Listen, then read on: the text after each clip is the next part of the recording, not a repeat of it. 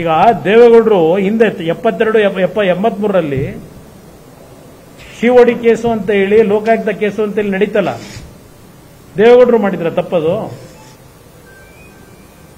ಯಾಕೆ ಕರೆದ್ರು ದೇವೇಗೌಡರನ್ನ ಅಲಿಸಿದ್ರು? ಅಧಿಕಾರದಲ್ಲಿದ್ದಾಗ ಅಧಿಕಾರವನ್ನ ದುರುಪಯೋಗ ಪಡಿಸ್ಕೊಂಡು ಯಾವ ತರ ನಡೆದಿದೆ ಅಂತಕ್ಕಂಥದ್ದು ಇಲ್ಲಿ ಪ್ರಶ್ನೆ ಅಷ್ಟೇ. ಏನ್ ಹೇಳಿ ಬ್ರದರ್, ದಲಿತರದು ಮೇಜರ್ ಕಮ್ಯುನಿಟಿ ಅವ್ರದ್ದು ಅದೆಲ್ಲ ಪ್ರಶ್ನೆ ಇಲ್ಲಿ.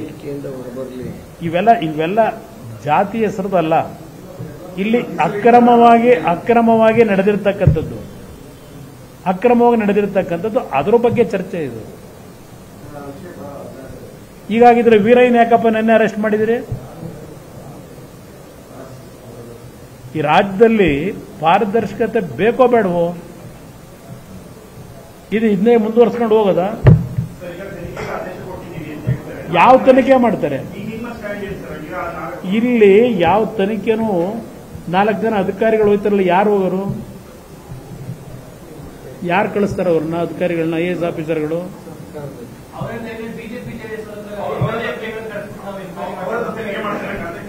ಇಲ್ಲಿ ನಾನು ಈ ವಿಷಯದಲ್ಲಿ ಯಾರಾದರೂ ವಕೀಲರುಗಳು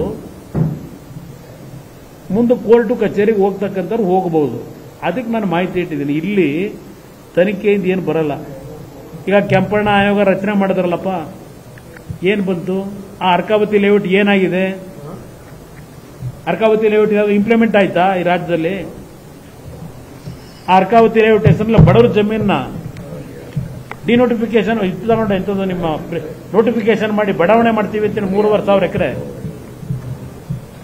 ತಗೊಂಡು ಸಿಂಗ್ಪುರ ಮಾಡೋರು. ಈಗ ಗ್ರೇಟರ್ ಬೆಂಗಳೂರು ಮಾಡ್ತಾ ಇಲ್ವಾ? ಈಗ ಆಗದಿಷ್ಟೇ. ಈಗ ನಿಮ್ಮ ಸದನ ಸಮಿತಿ ಅಧ್ಯಕ್ಷರು ಲಾ ಮಿನಿಸ್ಟರ್ ಆಗ ಜಯಚಂದ್ರ ಇಷ್ಟು ದಪ್ಪ ಕೊಟ್ಟವರಲ್ಲ, ನೈಸ್ ಹಗರಣ, ದುಡ್ಡಿಲ್ಲ ಅಂತ ಹೇಳಿ ದಿನ ನಿಮ್ಮ ಜೋಬು ಸೇರಿದಂಗೆ ಎಲ್ಲರ ಜೋಬು ಕೈ ಹಾಕೊಂಡು ವಸೂಲಿ ಮಾಡ್ತಾವ್ರಲ್ಲ, ಟ್ಯಾಕ್ಸ್ ವಸೂಲಿ ಮಾಡ್ತಾವ್ರಲ್ಲ. ಇದು ಯಾವುದು ಟ್ಯಾಕ್ಸ್ ಹಾಕದೇ ಬೇಕಾಗಿಲ್ಲ, ಆ ಭೂಮಿ ವಾಪಸ್ ತಗೊಂಡ್ರೆ ಏನು?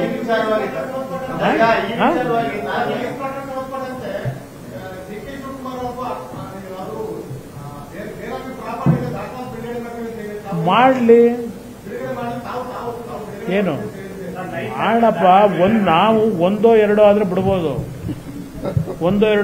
ಆದ್ರೆ ಏನ್ ಮಾಡ್ತೀರಿ? ಬಿಟ್ರು ಏನಿದೆ ಉಪಯೋಗ? ಈ ಕಣ್ಣು ಮುಂದೆ ಕಾಣ್ತಾ ಇರೋದೇ ಆಕ್ಷನ್ ತಗೊಳಕ್ ಸಾಧ್ಯ ಇಲ್ಲ.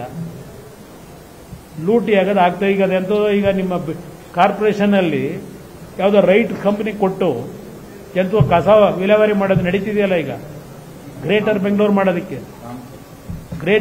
ಮಾಡೋದಕ್ಕೆ ಯಾವನೊಬ್ಬನ ರೆಡಿ ಮಾಡ್ಕೊಂಡು ಮುಂದಿನ 30 ವರ್ಷಕ್ಕೆ ಕಸ ಕ್ಲೀನ್ ಮಾಡಕ್ಕೆ 45,000 ಕೋಟಿ ವೆಚ್ಚದಲ್ಲಿ ಒಂದು ನಡೀತಾ ಇದೆ. ಈಗ ಕೊಡಕ್ಕೆ ಎಷ್ಟು ಪರ್ಸೆಂಟೇಜ್ ಅಂತ ತಿಳ್ಕೊಂಡಿದ್ದೀರಿ? 10,000-15,000 ಕೋಟಿ ಹೊಡಿಲಿಕ್ಕೆ ಹೊರಟವ್ರೆ ಇವರು. ಬೆಂಗಳೂರು ನಗರ ಬೃಹತ್ ಬೆಂಗಳೂರು ಮಾಡ್ತಾರೆ. ಇಂಥದ್ದು ಗ್ರೇಟರ್ ಬೆಂಗಳೂರು ಚರ್ಚೆ ಮಾಡೋದ ಇದೆ ಸಮಯ. ಅದಕ್ಕೆ ಇಂಥದಕ್ಕೆ ನೀವು ಬೆಂಬಲ ಕೊಡ್ತೀರಾ? ಆಗಿದ್ರೆ ಇವತ್ತು ಯಾವ ಮಟ್ಟಕ್ಕೆ ಹೊರಟಿದ್ದಾರೆ? ಈಗ ಯಾವುದೊಂದು ಪ್ರೈವೇಟ್ ಕಂಪನಿ ಮುಖಾಂತರ ಏನೋ ಈಗ ರಿಪೋರ್ಟ್ ತಗೊಂಡು ಯಾವನ ಬ್ಲ್ಯಾಕ್ ಲಿಸ್ಟ್ ಇರೋನು ಅವನಿಗೆ ಈಗ 45-30 ವರ್ಷಕ್ಕೆ ನಾವು ಬದುಕಿರಲ್ಲ, ನೀವು ಬದುಕಿರಲ್ಲ. 30 ವರ್ಷಕ್ಕೆ ಕೊಡ್ತಾರಂತ ಈಗ 45,000 ಕೋಟಿಗೆ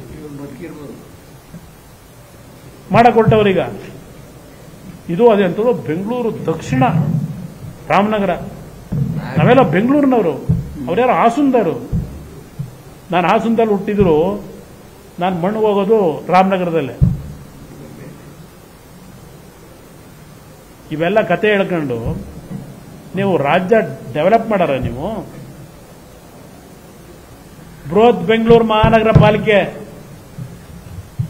ನಾನವತ್ತು ತಂದಿದ್ರಿಂದ ಇವತ್ತು ಬೆಂಗಳೂರು ಹೊರವಲಯದಲ್ಲಿ ಡಾಂಬರೀಕರಣ ನೋಡಿದ್ರೆ ಅವತ್ತ 20 ತಿಂಗಳಲ್ಲಿ ನಾನು ತೆಗೆದುಕೊಂಡಂತ ಆಡಳಿತ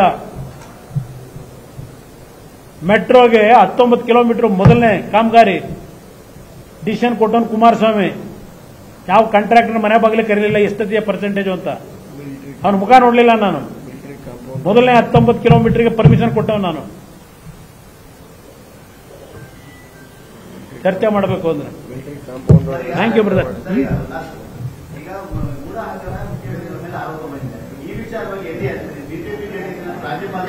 ನೋಡೋಣ ಮುಂದೆ ಕಾಲ ಉತ್ತರ ಕೊಡೋದು ಬನ್ನಿ. ನಾನು ಯಾವ ರೀತಿ ತನಿಖೆ ಬಗ್ಗೆ ಹೇಳಲ್ಲ.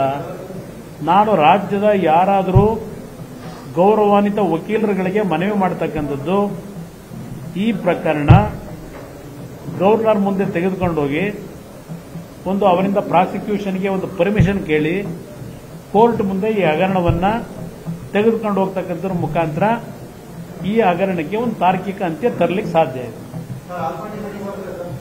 ನನಗೆ ಇನ್ವಿಟೇಷನ್ ಬಂದಿಲ್ಲ, ಪೇಪರಲ್ಲಿ ನೋಡಿದ್ದೀನಿ. ನನಗೆ ಬಂದಿಲ್ಲ ಇನ್ವಿಟೇಷನ್, ಇಲ್ಲಿವರೆಗೂ ಬಂದಿಲ್ಲ. ಕನ್ನಡಿಗರ ಮೆಚ್ಚಿನ ನಿಮ್ಮ ನ್ಯೂಸ್ 18 ಕನ್ನಡ ಈಗ ವಾಟ್ಸ್ಆಪ್ನಲ್ಲಿಯೂ ಲಭ್ಯ. ಕರ್ನಾಟಕ ಮತ್ತು ದೇಶ ವಿದೇಶದ 360 ಡಿಗ್ರಿ ಸುದ್ದಿ ವಿವರವನ್ನ ನೀವು ನಿಮ್ಮ ಕೈ ಬೆರಳುಗಳಲ್ಲಿಯೇ ಪಡೆಯೋದಿಕ್ಕೆ ಈ QR ಕೋಡ್ ಅನ್ನ ಸ್ಕ್ಯಾನ್ ಮಾಡಿ. ನಮ್ಮ ಚಾನೆಲ್ ಅನ್ನ ಫಾಲೋ ಮಾಡಿ, ನೋಟಿಫಿಕೇಶನ್ ಆನ್ ಮಾಡಿ.